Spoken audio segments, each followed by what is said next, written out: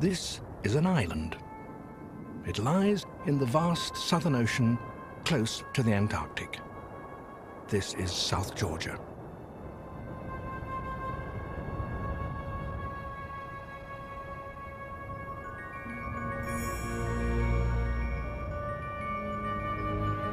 In summer, its mountains may sparkle in the fitful sunshine, but in winter, fearsome storms and blizzards sweep in from the sea and cloak it in snow.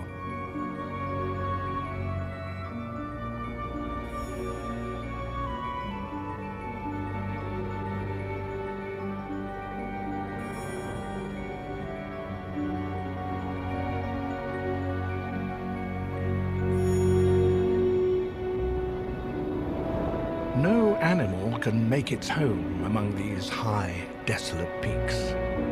But the ocean waters around South Georgia are full of creatures that must come to land in order to breed. For them, this bleak island is their only possible nursery.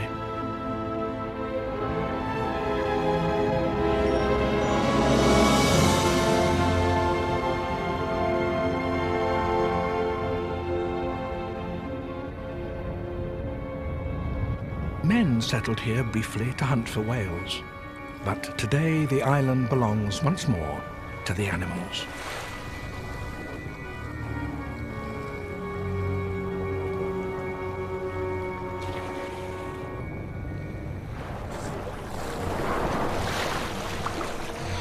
It's spring. A new colonist assesses the risks of landing.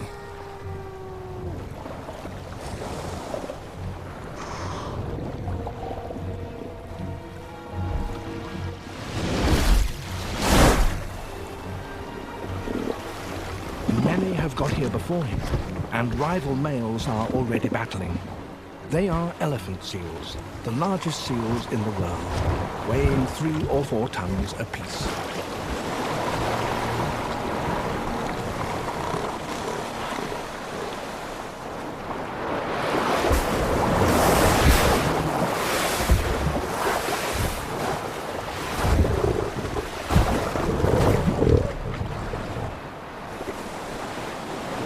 Other males are cautiously waiting for the right moment to edge a little further up the beach.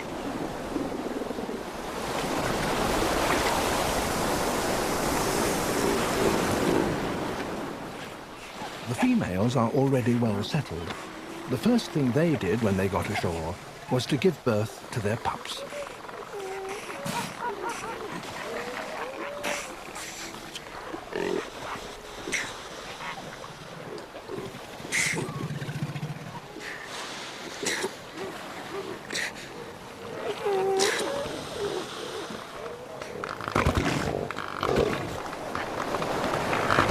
Half of all the world's southern elephant seals come to South Georgia, and the beaches soon become very crowded. There are 6,000 animals on this one alone.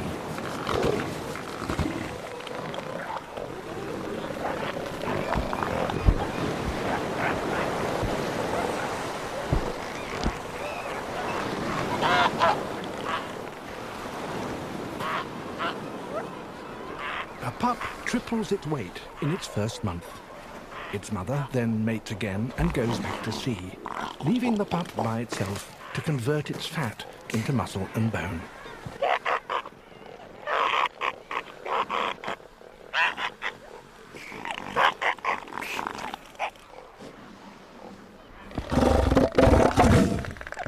Every section of the beach is dominated by a huge bull, a beach master. He may have 100 or so cows in his harem. His roars warn other males to keep away from his property.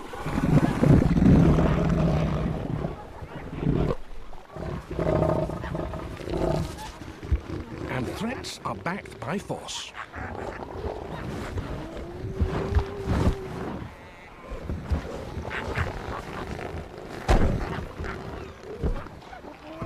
Hide is ripped and blood is shed, but the blubber around a bull's neck is specially thick, and these injuries are seldom lethal.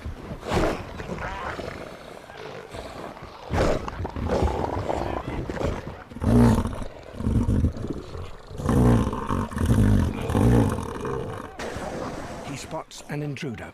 Response must be swift, and if females or pups get in the way, that is their bad luck.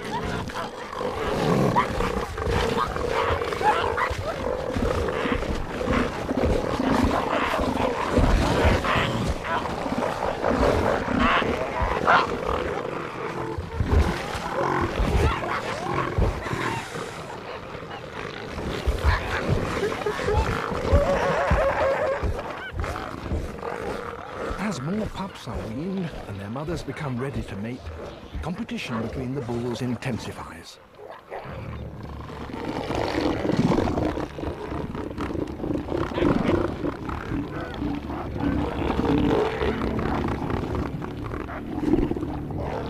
A bull rearing to his full height can be twice as tall as a man.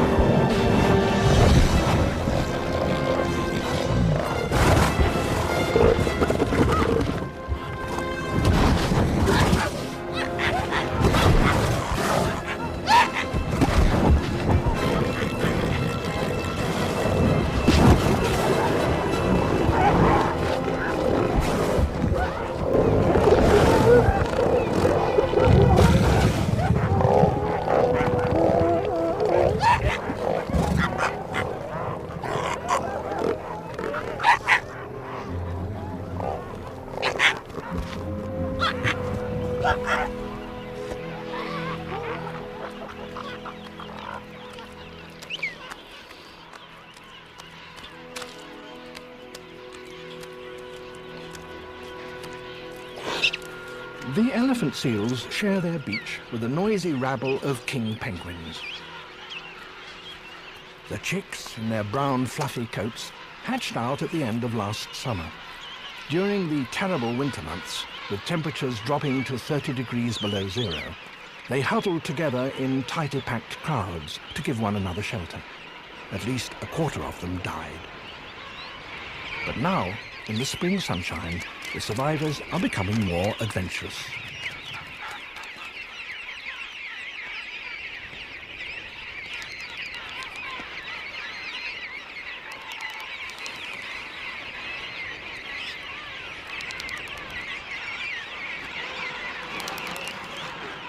Adults who, for one reason or another, have no chick to care for, are beginning to molt.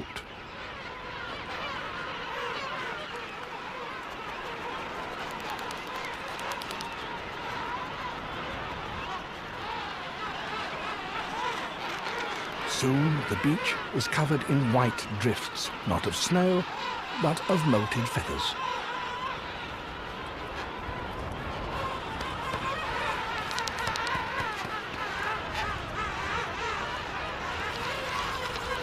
And the wind can blow them into a choking blizzard.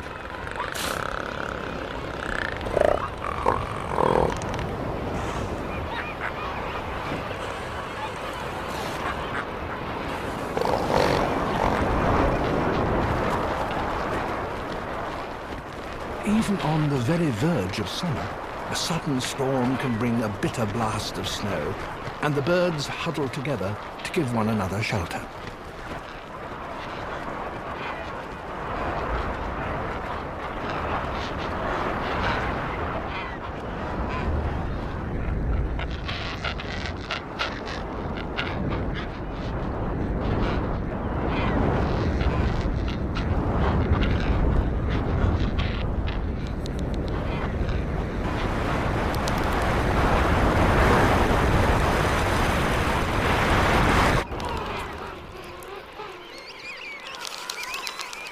Parents returning with food must somehow find their own chicks among this crowd. It seems a completely impossible task. The youngsters are continually moving around, and they all look exactly the same. Yet they do find one another. Every penguin has its own distinctive voice that is easily recognized by another penguin.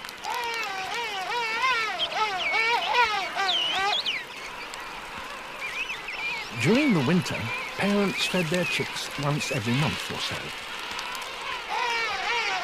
But now, as the youngsters are getting bigger, they have to do so every few days.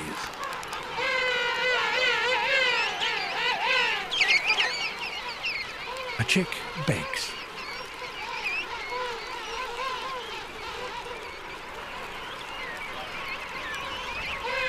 But all it gets is a little half-digested squid.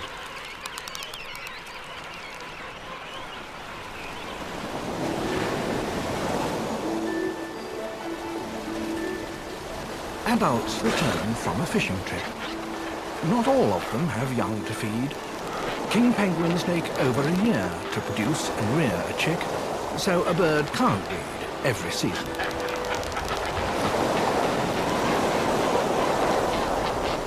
They always choose flat ground for their breeding colonies. They don't make nests, but wander about with their single eggs on top of their feet, held beneath a drooping fold of skin. And with a load like that, you can't climb about on steep slopes.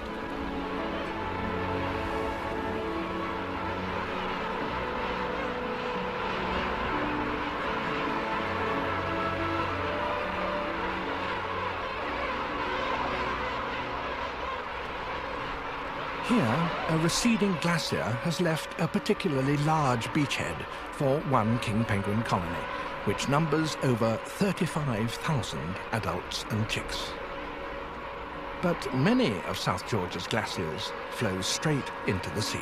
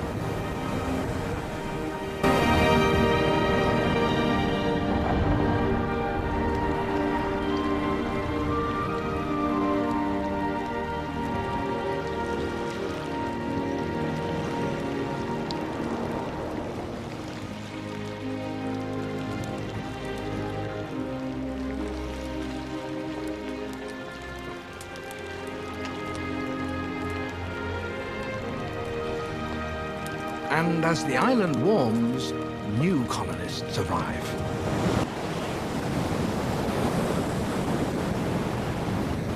Macaroni penguins. They are less than half the size of kings, but seemingly indestructible.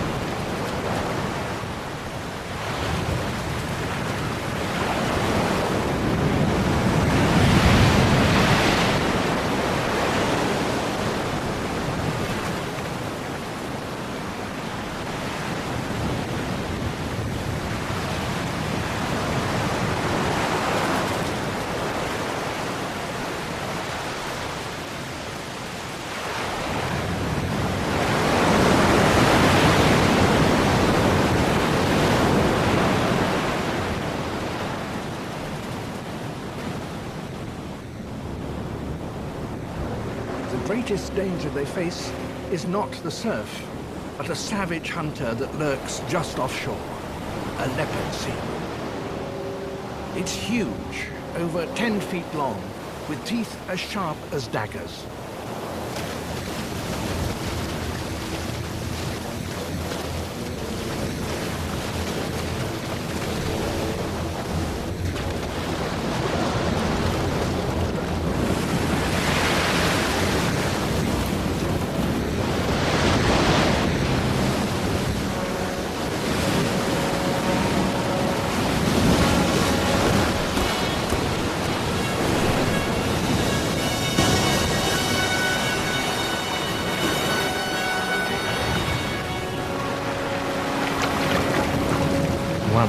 macaroni will never reach its nest.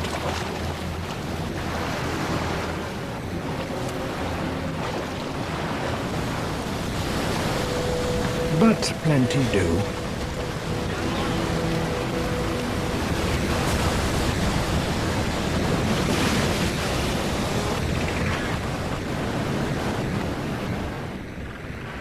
This colony will eventually hold 80,000 birds. In such a densely packed settlement, it makes sense to have recognized highways that are kept clear by mutual agreement. And the main one here runs straight up through the middle of the colony.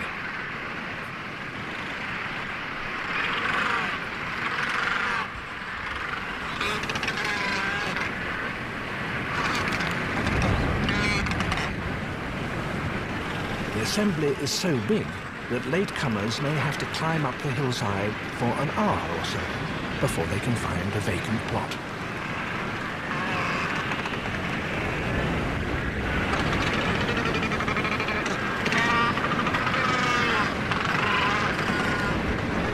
Once off the main highway, the going gets harder, for the residents don't appreciate visitors and keep passers-by on the move.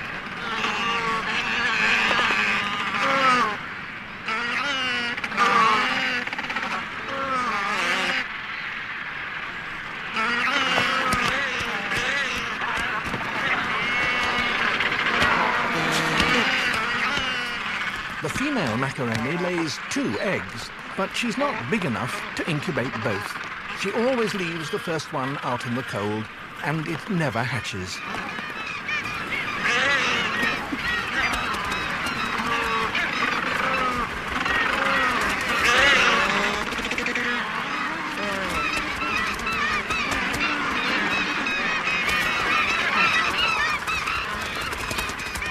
The colony is under permanent attack from the air by skuas.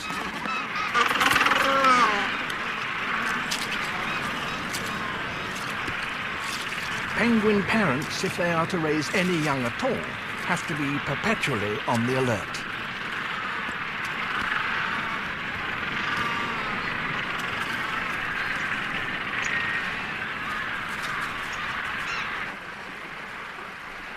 All in all, over 10 million penguins of one kind or another swim to South Georgia every spring in order to breed. And other birds come to the island by air. Most notable among them, those superlative aeronauts, albatross. Just as the valley belongs by tradition to the macaronis, so the hillside overlooking it is the territory of the grey-headed albatross.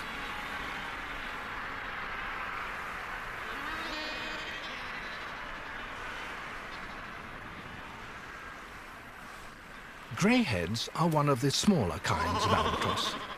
Like other members of the family, they lay only 1 egg. But it's very large, and to incubate it properly, a parent has to get it into just the right position.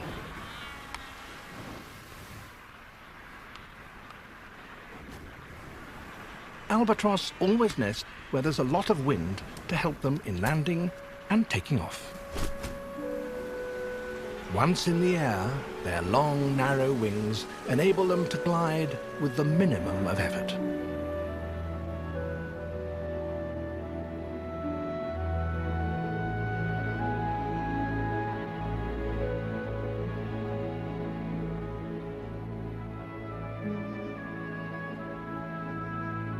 For some reason, a few kinds of albatross don't nest in large colonies, but in 1s and 2s. The sooty albatross proclaim ownership of their sites with a continuous murmur of calls.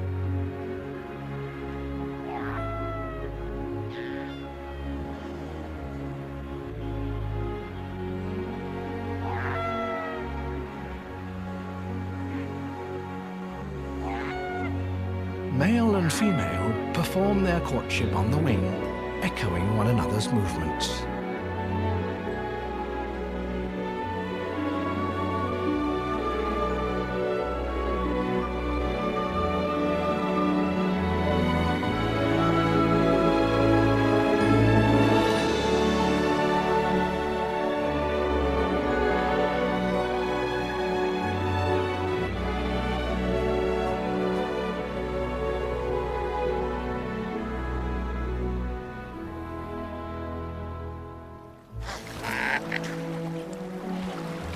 It's midsummer.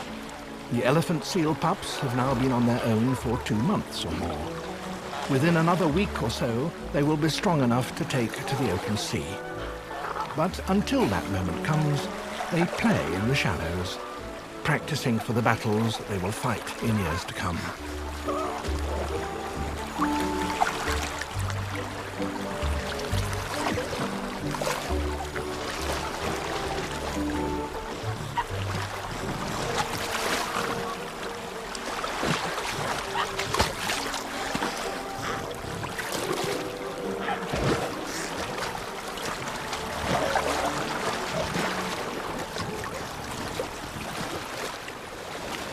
Another kind of seal also comes here, fur seals.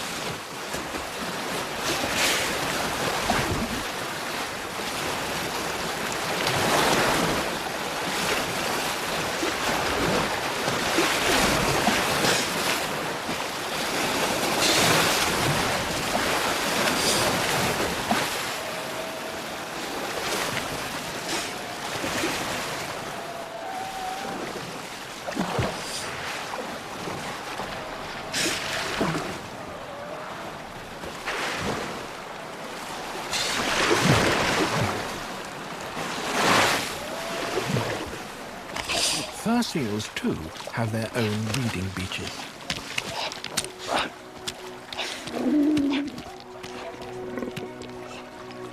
The males are 4 times the weight of the females.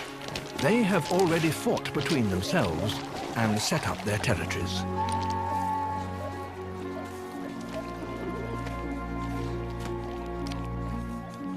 Two days after the female lands, she gives birth.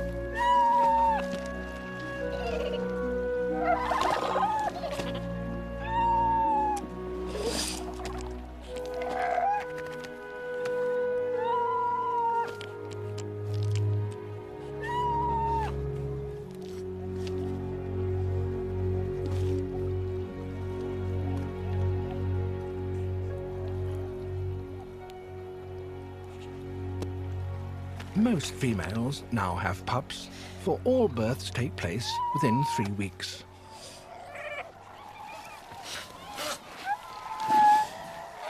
White pups are not uncommon.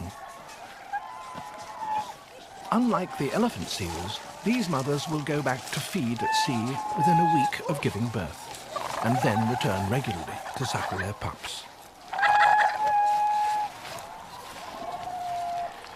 95% of the world's population of southern fur seals now breed on South Georgia. The bulls, evenly spaced along the edge of the sea, stand guard over their individual territories.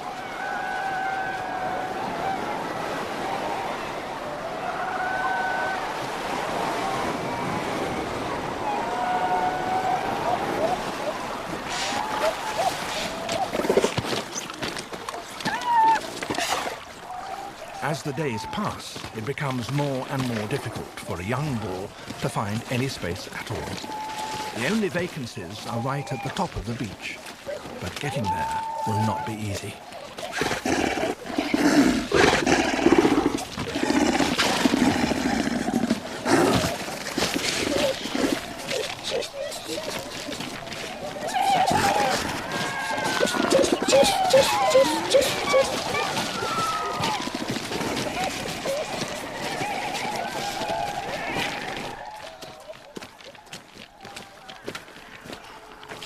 Some, inevitably, are wounded on the journey.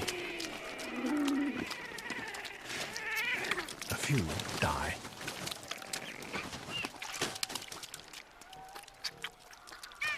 The skuas, as always, are there to benefit.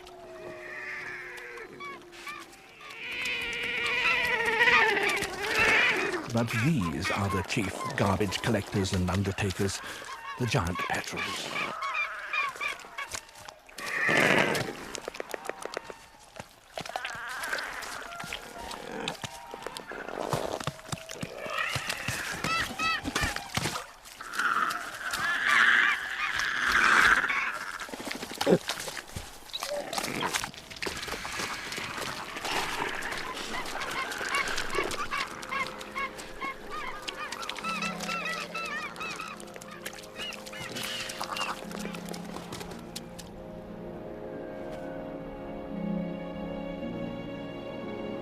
Still more colonists arrive, the biggest flying birds in the world with a wingspan of over 10 feet, 3 meters, the wandering albatross.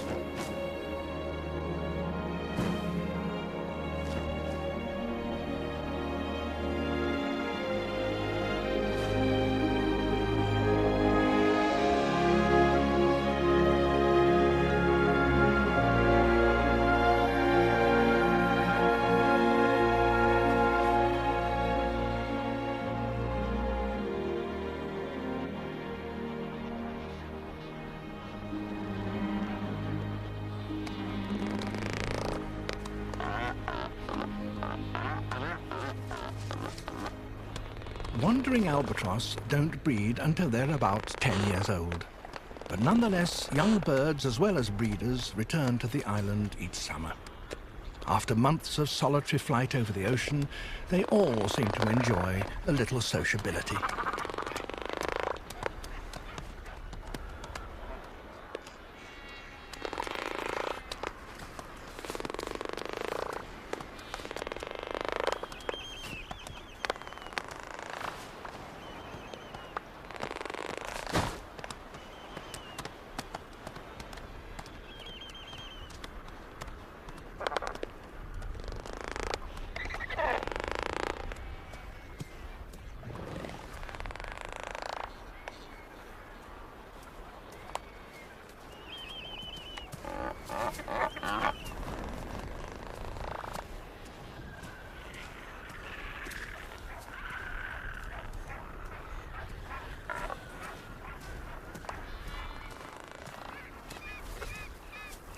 Friendships struck up here will be renewed in a year's time and may lead to pairing. And then the two will remain breeding partners for as long as they both live.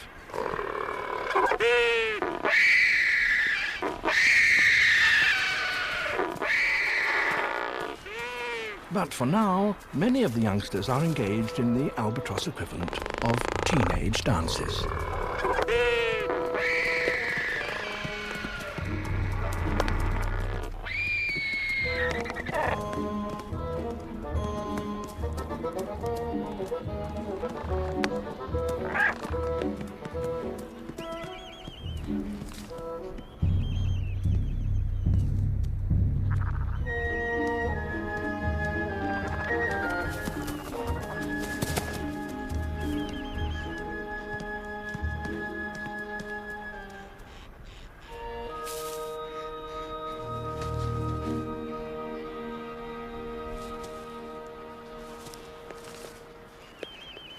Incubation takes over 2 months, but the chick, when it hatches, will need feeding for over a year.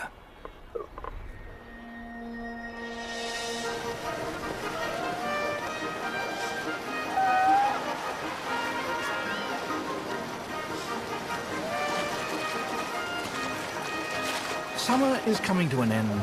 Several million young animals have started their lives over the past few months here along South Georgia. Now they will all have to take the hazardous step of following their parents into the ocean to earn a living by themselves.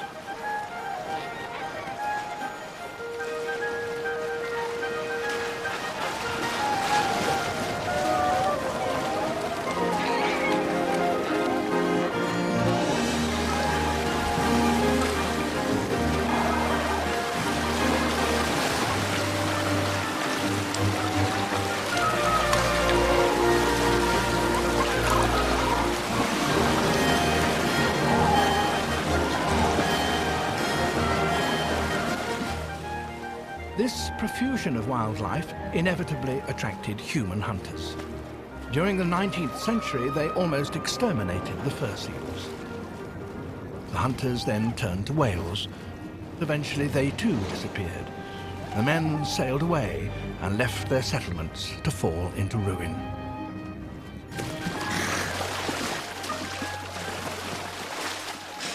The surviving fur seals, left to themselves, made an astonishing recovery. Now they are beginning to reclaim the beach that men took from them.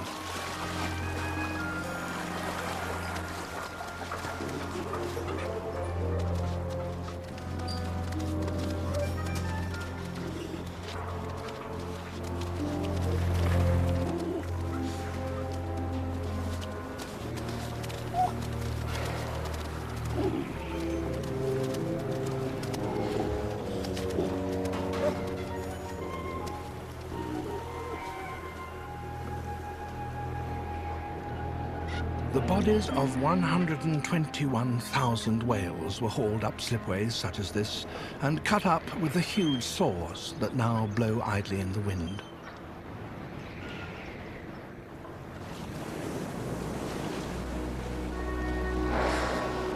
But whales too are beginning to return, and now they feed alongside fur seals in the bay.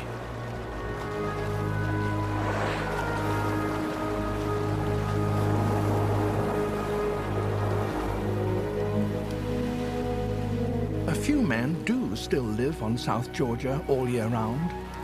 They are here not to slaughter wildlife, but to study it. And for nearly 40 years, they've kept a close eye on the wandering albatross colony.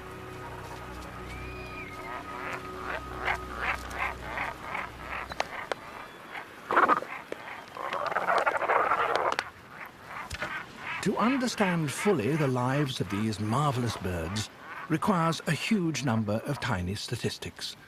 The size of the eggs and how much they vary. Length is 1410. 14.10. The dates on which they were laid, the dates on which they were hatched, and much else. And the birth is 785. That's 7.85.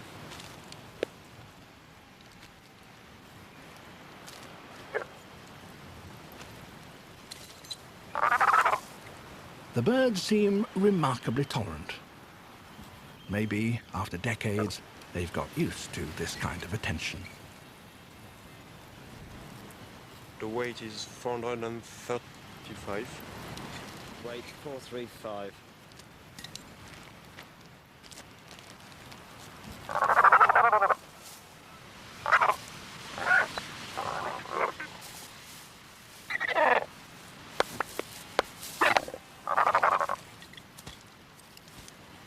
All this work has revealed remarkable things about the wandering albatross.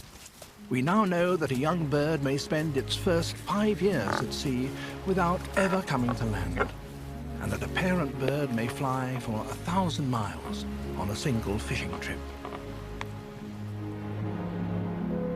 But how does such a bird find its way back to South Georgia, over hundreds of miles of empty ocean?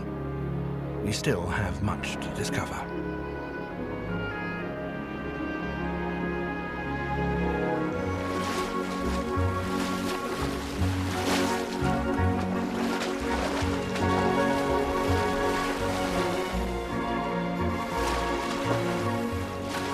The king penguins too make similar journeys to keep their chicks properly fed.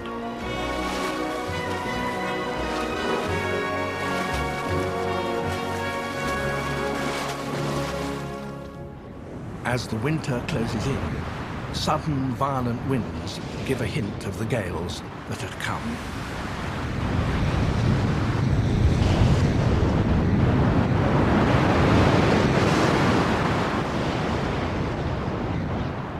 Very soon, most of these young animals will have to go to sea, for that is the only place where they can find food.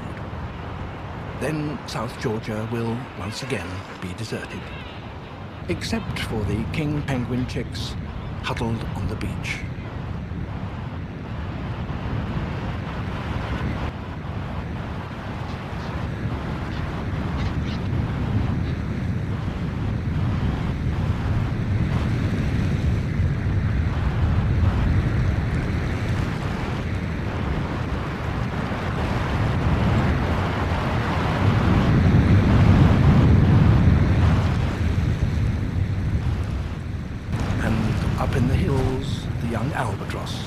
waiting for their parents to return with food.